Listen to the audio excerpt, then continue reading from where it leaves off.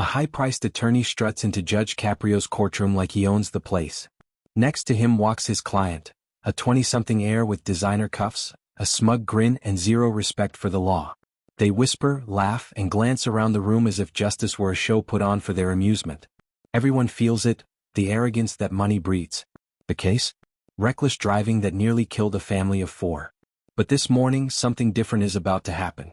Judge Frank Caprio has seen a lifetime of excuses, but what unfolds in the next 10 minutes will push even his legendary patience past the breaking point.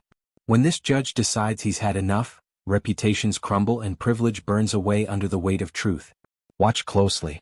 You're about to witness a courtroom transformation, from smug confidence to pure panic, as the mask of wealth collapses before the gavel falls. This isn't fiction. It's a reminder that when arrogance meets accountability, justice becomes unforgettable. So ask yourself, what happens when a lawyer lies to the wrong judge? What happens when the game finally ends? You're about to find out. But before we begin, hit subscribe to Real Judge Stories, because 97% of viewers forget to, yet every click helps truth travel further. And after watching, comment below. Do you believe powerful people ever truly face the same justice as everyone else? Your answer might surprise you, and this case will test that belief completely. Justice isn't for sale in Judge Caprio's courtroom. Today he's about to prove it. Before we dive into what happened next, remember, every courtroom tells 2 stories. The one spoken aloud and the one whispered between arrogance and accountability. And this morning in Providence, those 2 stories are about to collide. Hit subscribe to Real Judge Stories right now and turn on notifications, because the moment you see how Judge Caprio handles this case, you'll understand why true justice doesn't need theatrics. It needs courage. If you're already part of our community, drop an emoji in the comments to remind others that fairness still matters. Now, Friday morning, 11:20 a.m. The courtroom fills with quiet anticipation. A few regular spectators whisper that they've never seen Judge Caprio look this serious. At the defendant's table stands Ethan Cole, a 28-year-old entrepreneur from an influential family. His confidence is magnetic but not in a good way, it's the kind that makes rules feel optional. Beside him, attorney Richard Vail, a high-profile defense lawyer known for turning chaos into acquittals. Perfectly tailored suit, polished shoes, and a reputation for twisting narratives until the truth disappears. Together they walk toward the bench, whispering, sharing a private smirk, as if they already know how this will end. But this is Judge Caprio's court, and confidence without conscience is a dangerous combination. The charge? Reckless driving, endangerment, and fleeing the scene. The consequence? Unknown, at least for now. Every camera is rolling. Every spectator senses something extraordinary about to unfold. Because when arrogance walks through Judge Caprio's doors, consequences follow close behind. Judge Caprio adjusts his glasses, scanning the docket before speaking. Case of Ethan Cole, represented by attorney Richard Vail. Good morning, gentlemen. Vail steps forward, his tone polished but laced with condescension. Good morning, Your Honor. We're here regarding what I believe to be an overstated reckless driving charge. The judge raises an eyebrow. Overstated? Yes, Your Honor, Vail continues smoothly. The report appears exaggerated. My client was simply driving home from a late study session when... Let's review the facts before opinions, Caprio interrupts, voice calm but sharp. Mr. Cole, you're charged with reckless driving, excessive speed, 96 in a 35, running a red light and leaving the scene. Is that correct? Ethan shifts his weight, glancing toward his lawyer with a faint grin. They whisper. Judge Caprio pauses. Is something amusing, gentlemen? Ethan straightens, forcing a polite tone. No, Your Honor. Vail clears his throat. Your Honor, my client merely wanted to confirm details. He'll explain that he was responding to what he believed was a medical emergency. His mother had called, complaining of chest pain. He was rushing to help. The courtroom stirs. Even the clerk glances up. Caprio leans forward. A medical emergency? Yes, sir. A misunderstanding, really? But as the words hang in the air, the tension shifts. The judge's eyes narrow slightly. He's heard this before. The silence stretches. A single gavel tap echoes through the courtroom. Very well, Judge Caprio says quietly. Then let's test the truth of that story. And just like that, the courtroom's mood changes. From confidence to caution, from charm to scrutiny. Judge Caprio leans back slightly, tapping a finger on the case file. Mr. Vail, you mentioned a medical emergency. Let's make sure we're talking about the same event. He flips through the report slowly, letting the pages speak louder than his tone. According to Officer Rivera's statement, your client was stopped 3 miles from a nightclub at 2:10 a.m. Not a hospital. Not a library. The courtroom murmurs. Vale's jaw tightens but his voice remains steady. Your Honor, with respect, the officer may have misinterpreted location details. My client was understandably distressed. Caprio looks up sharply. Distressed enough to have a blood alcohol level of 0.09? A low ripple of reaction spreads across the gallery. Vale clears his throat again. We're contesting that test result. My client had recently used an antiseptic mouthwash containing alcohol. False readings are not uncommon. Ethan glances sideways, trying to mask a grin. Vale leans toward him, whispering.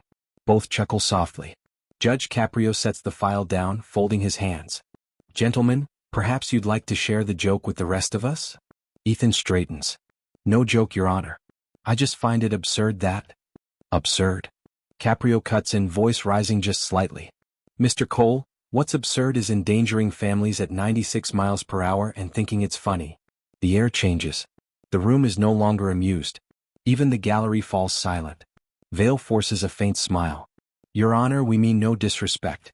My client was frightened and simply reacted. Caprio stares at him for a long second. Frightened men don't laugh in court, Mr. Vale. A long pause. Then the judge presses a button on his monitor.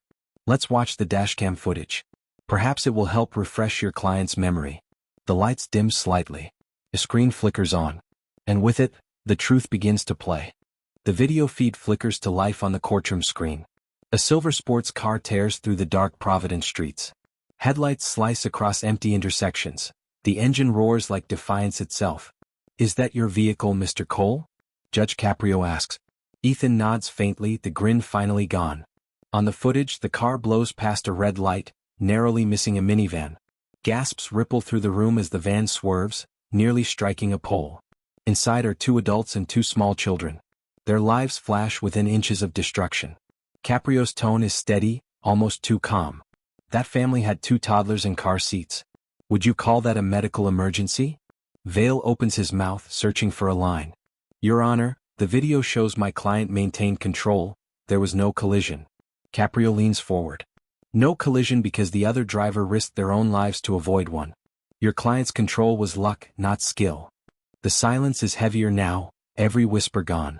Ethan lowers his gaze. Vale keeps his composure, though his eyes flick toward the gallery, gauging reactions like a gambler counting losses. Caprio taps his pen once. Mr. Vale, that's not zealous defense. That's denial.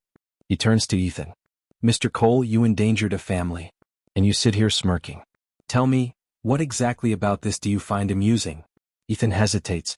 I just meant, it's all been exaggerated. Exaggerated?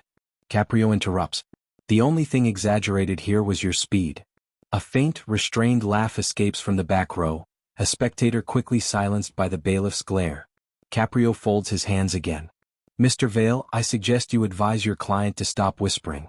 From this moment on, every word he speaks will decide how this day ends. The footage freezes on the image of the minivan's headlights, a reminder that truth leaves no room for spin. The screen goes dark. The silence that follows feels louder than the footage itself. Judge Caprio removes his glasses and folds them carefully, an action more deliberate than words. Mr. Vale, he begins, voice low, explain to me why your client appears entertained by what we just watched. Ethan shifts, a faint smirk tugging at his mouth. No, Your Honor, I wasn't. Enough, Caprio cuts in. This courtroom is not a comedy club. Vale steps forward quickly.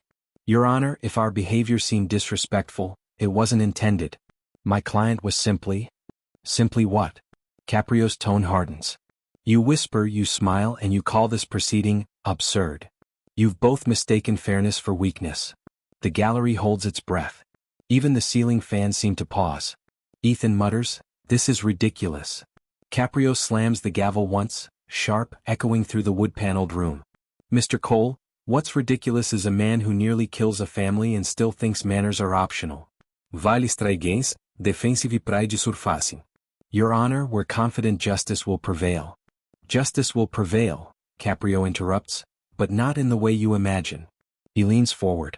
I've tolerated arrogance from attorneys before, but rarely do I see it shared so proudly between lawyer and client. For the first time, Vale looks uncertain. The mask slips. Ethan stares at the floor. Caprio exhales slowly. From this point forward, every whisper, every grin, every breath in this courtroom will respect the law, or I'll hold you both in contempt. The gavel lowers again, quieter this time, yet final. The tide has turned. The laughter has died. And the reckoning is about to begin. Judge Caprio rises slightly from his seat, the movement alone commanding silence. Mr. Vale, Mr. Cole, I've been patient. But there's a line between defense and deceit, and today you've crossed it. Vale's voice tightens. Your Honor, that's not. Caprio cuts him off. You walked in here with a fabricated story about a heart attack. When that failed, you offered mouthwash as science. What's next? Moonlight interference. A few people in the gallery exchange uneasy looks. One cough echoes before dying out. Vale's mask begins to crack. Your Honor, my duty is to defend my client zealously. Zealously? Caprio repeats. Zealously is not the same as dishonestly. He turns his gaze on Ethan. And you, Mr. Cole, you sit there as though your name buys immunity. Tell me, how much did your lawyer charge to sell you this illusion? Ethan blurts out, that's how the system works, Your Honor. You pay for results. Gasps ripple across the courtroom, even Vale freezes. Caprio's expression hardens to stone. Results? He repeats quietly. You believe justice is a transaction? That this bench takes bids? No, Your Honor, You meant exactly what you said, Caprio interrupts, voice rising now, echoing off the marble. And that, gentlemen, is why this court exists, to remind people like you that integrity isn't for sale. He straightens fully.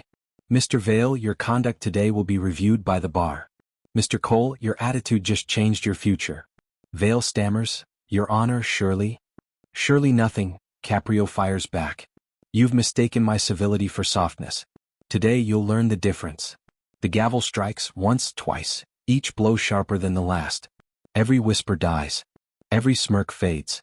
Justice has entered the room, and arrogance has nowhere left to hide. Before the echoes of the gavel fade, the prosecutor rises from his seat. Your Honor, he says carefully, if the court permits, I'd like to add something to the record. Caprio gestures for him to proceed. This is not Mr. Cole's first reckless driving incident. In fact, it's his third in 2 years. The previous two were both represented by the same counsel, Mr. Vale, and both were reduced to minor violations with minimal fines. The gallery reacts and murmurs. Caprio's expression doesn't change, but the silence between his words sharpens. Is that accurate, Mr. Vale? Vale's throat tightens. Your Honor, those matters were resolved lawfully. Lawfully, Caprio repeats, or strategically? Ethan shifts uncomfortably, muttering, that's why I hire him, to make things disappear. The words hang in the air like a confession. Caprio leans forward. Disappear?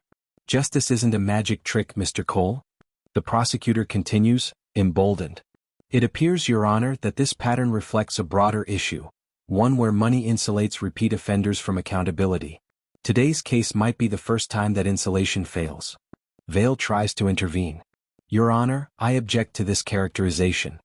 Objection overruled, Caprio says flatly. Truth rarely flatters the guilty. He pauses, surveying the courtroom. 3 chances in 2 years, Mr. Cole. 2 manipulated outcomes. And now a third time with the same arrogance intact. Perhaps today you'll finally learn what fairness feels like when it's applied equally. Ethan looks down, realizing for the first time that charm won't rewrite evidence. For the first time, fear replaces entitlement. The courtroom feels heavier now, like the air itself is waiting. Ethan leans toward Vale, whispering through clenched teeth, Can we wrap this up? I've got plans at 3. The words are barely audible, except to the microphone. The court clerk freezes. A few heads turn. Judge Caprio's pen stops mid-motion. I'm sorry, Mr. Cole, he says slowly. Did you just say you have plans at 3? Ethan's face drains of color. I just meant, this is taking longer than I expected. Caprio stands. The room rises with him. Longer than you expected? You think proceedings concerning a near-fatal incident are an inconvenience to your social schedule? Your Honor, my client simply, Vale begins. Silence, Mr. Vale. The judge's voice cuts like glass. Mr. Cole, you nearly ended a family's life. 2 children, strapped in their seats, watched headlights swerve inches from them, and you're bored. Ethan stammers, I didn't mean. You meant every word, Caprio interrupts. And because of it, this court no longer doubts what's in your heart. Arrogance, not remorse. The gavel slams once, echoing through the wood chamber. Bailiff, take Mr. Cole into custody pending sentencing. Gasps erupt. Vale scrambles. Your Honor, please, he's a student, he needs time. Caprio's voice booms. He's had time. 2 years of it. And every hour spent thinking the law was optional. That ends today. 2 officers move toward Ethan, whose confidence collapses into disbelief. As they guide him from the defense table, Caprio looks directly at Vale. And as for you, counselor, your education is next. The door closes behind Ethan. The room exhales, but the reckoning isn't over yet. Ethan stands between 2 officers, pale and silent. The courtroom is utterly still. Judge Caprio settles back into his chair, tone steady but charged with moral weight. Mr. Cole, this court finds you guilty of reckless driving, excessive speed, and leaving the scene of an accident. For those offenses, you will serve 90 days in county jail, 60 suspended pending completion of probation. You'll also pay $2,500 in fines and complete 200 hours of community service. Ethan's voice cracks. Your Honor, please. Caprio holds up a hand. You'll also surrender your driver's license for 18 months. Consider that a pause for reflection, a luxury safer than the one you gave that family. Ethan's breath catches, panic replacing privilege. Vale interjects quickly, Your Honor, that sentence is excessive for a first. First? Caprio interrupts, eyes sharp. This is his 3rd reckless driving case in 2 years, each defended by you. That ends now. He turns toward Vale fully. Mr. Vale, you've shown this court not only a disregard for ethics but a pattern of manipulating truth for personal gain. Presenting fabricated medical emergencies, contesting legitimate tests with fiction, mocking proceedings meant to protect lives. That is not defense, that is deceit. Vale's face loses its practiced calm. Your Honor, I was only performing my duty. Then consider this your next duty, Caprio replies firmly. I'm filing a formal complaint with the Rhode Island Bar Association. They can decide whether your definition of duty aligns with integrity. A stunned silence follows.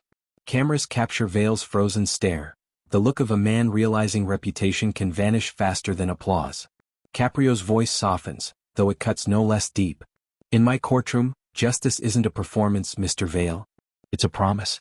And today that promise has been kept. The gavel falls once more. Ethan flinches. Vale's briefcase hangs open, untouched.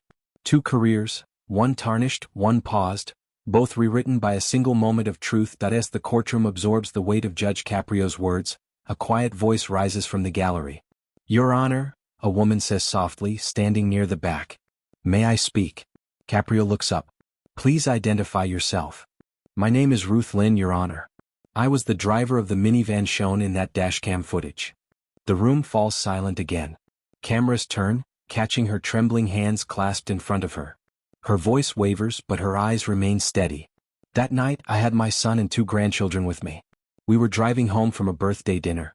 When that car came out of nowhere, my son had to swerve so hard we nearly rolled over. My granddaughter still wakes up crying from nightmares. Her breath catches. A hush spreads through the courtroom like a tide. He didn't stop. He didn't even look back. She swallows. I came today because I wanted to see if he'd at least say sorry. For a moment, even Ethan's guards seem unsure whether to look away or down. Judge Caprio nods slowly. Mrs. Lynn, thank you for your courage. I am deeply sorry for what you and your family endured. You may be seated. She sits, tears glistening as the entire courtroom exhales, the weight of her truth filling every corner.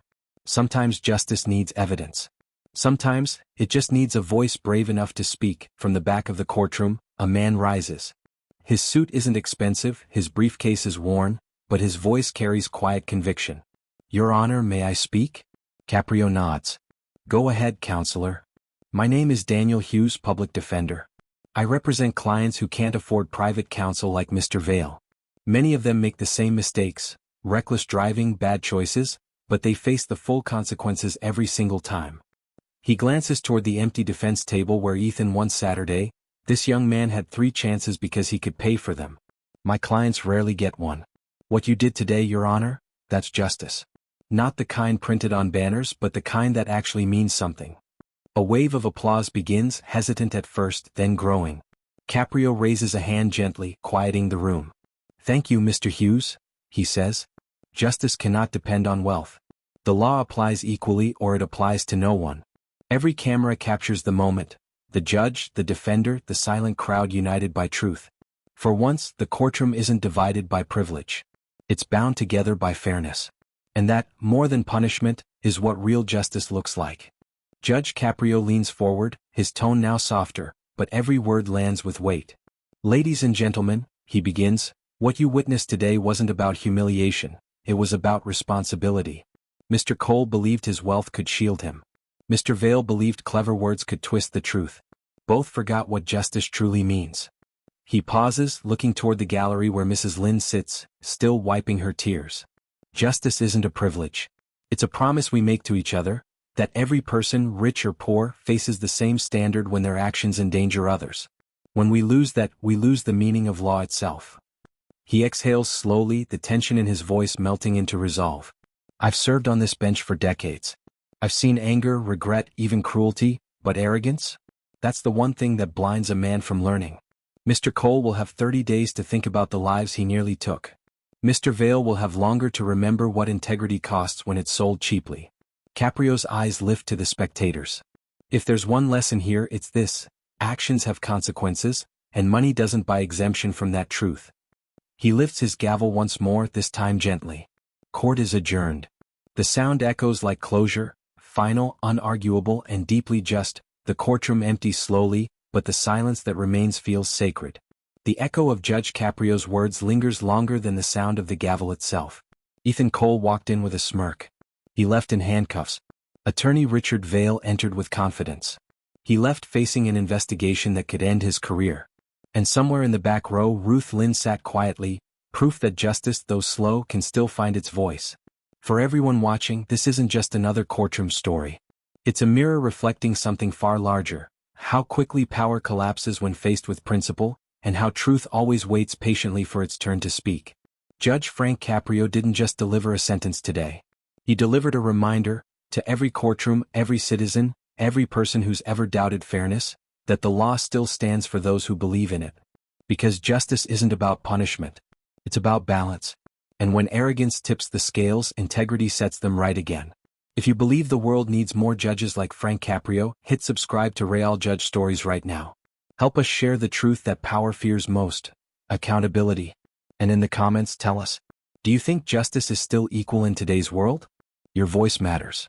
Because every story like this reminds us, the court of conscience never adjourns.